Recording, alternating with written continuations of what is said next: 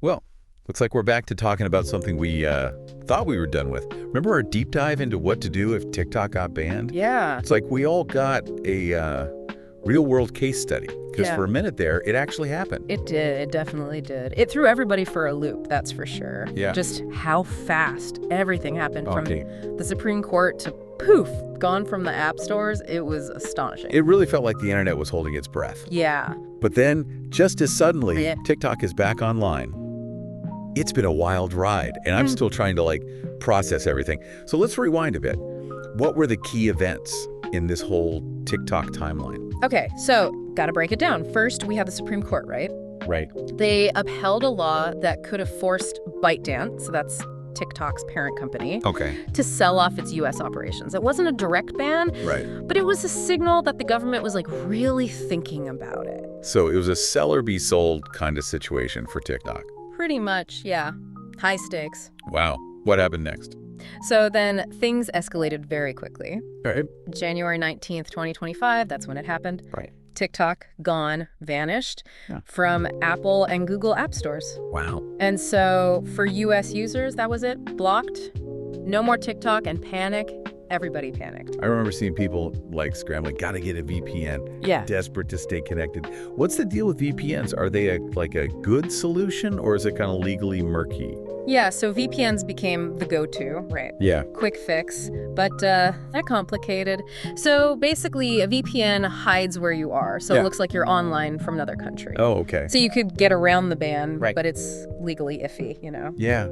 And I imagine there are ethical questions too. I mean, if a platform is banned for data security, is it actually responsible to bypass that even if you can? It feels like sneaking into a movie that you're not supposed to see. You might get away with it, but is it the right thing to do? Yeah, it brings up some big questions about what's our responsibility online Yeah. in a world where, they can just cut you off. Right. Let's shift gears a little and talk about the government's role in all this. Yes. Because it wasn't just TikTok, right? Right. It was a whole political and legal Showdown, yeah. showdown. It felt like House of Cards Right. in real life, Yep. with the Supreme Court, the former president, and the president-elect all weighing in on TikTok. Yeah. What does this level of government involvement say about what's coming for social media? Well, I think it shows a big change. Okay. We're seeing governments everywhere getting more involved with how these social media companies operate. It's not just about banning apps. Right. It's about who controls the data, Yeah. national security, Right. even how these platforms could, sway elections, change public opinion. It's a lot.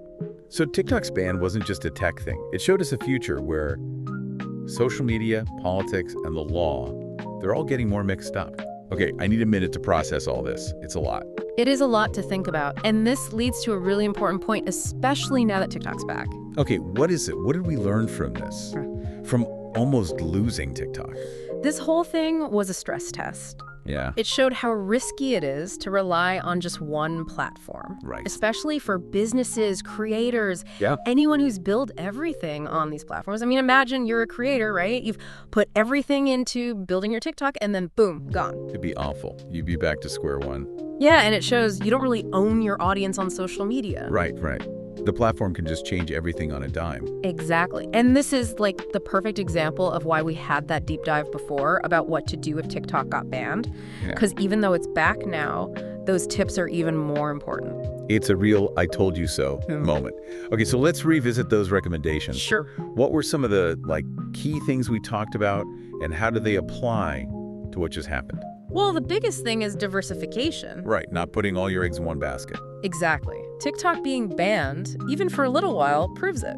So we should be spreading our content out, not just focusing on TikTok. Exactly. It's like a safety net for being online. Okay, If one platform crashes, you can still reach your audience. makes sense. We talked about things like Instagram Reels, YouTube Shorts. You also mentioned email lists, which I admit seemed a little old school at the time, Yeah.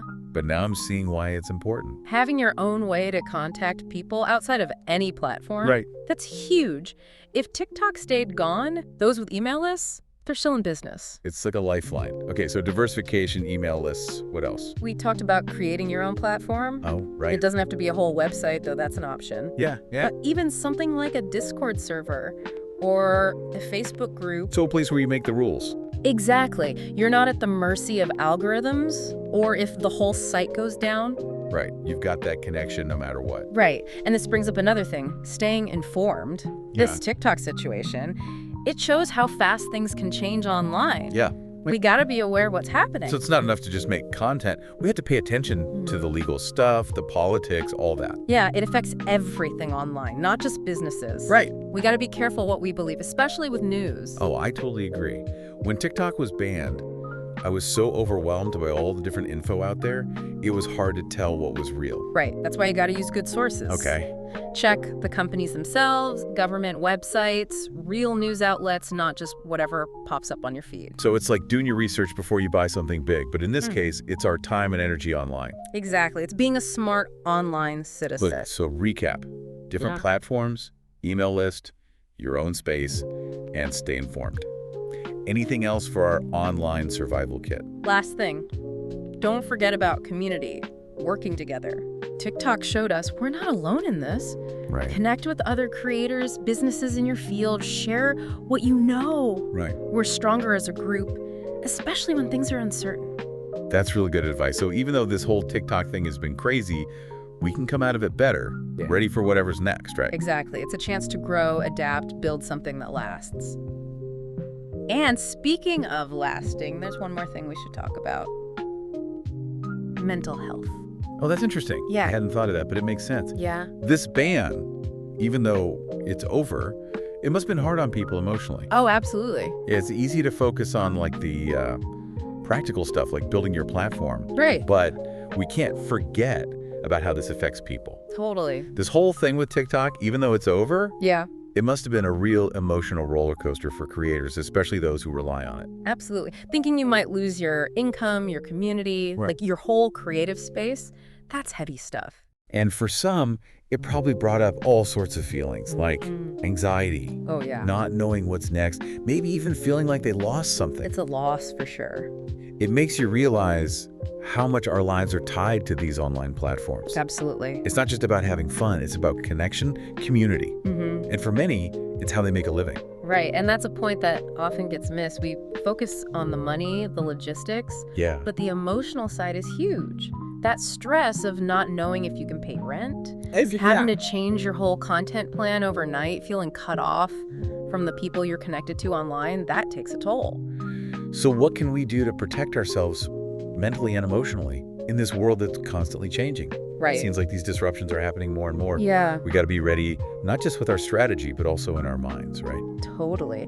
And one of the most important things is to just acknowledge how you're feeling. Okay. It's okay to feel stressed, anxious, even overwhelmed. Yeah. Don't bottle it up. Let yourself feel it, process it, talk to someone you trust. It's like that saying, a problem shared is a problem halved. Right.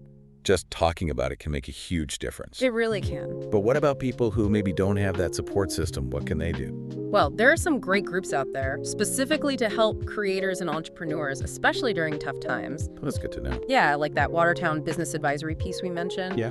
They offer practical advice, but also emotional support, resources to help you get through it. It's nice to know we're not alone in this, Exactly. that there are people who get it, who are there to help. Right.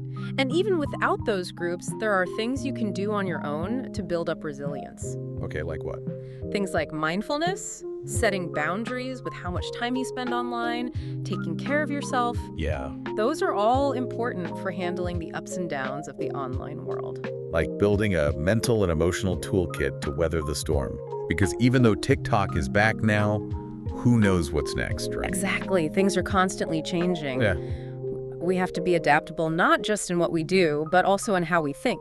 Right. This whole TikTok thing was a wake-up call. We have to protect our mental well-being, Yeah. just like we protect our physical health or our finances. It's like investing in ourselves, learning to cope with all this uncertainty and change. Yeah, it's a great way to put it. Because the only thing that's certain online is that things will change.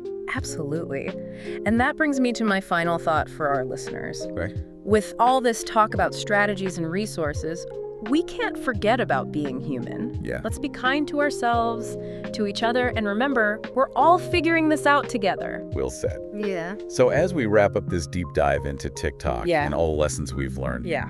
let's hold on to that sense of resilience, that commitment to community, and remember how powerful human connection is, both online and offline. And if you're feeling overwhelmed, remember, there's help out there. Don't be afraid to ask. Don't be afraid to ask. Until next time, stay curious, stay connected, and stay well.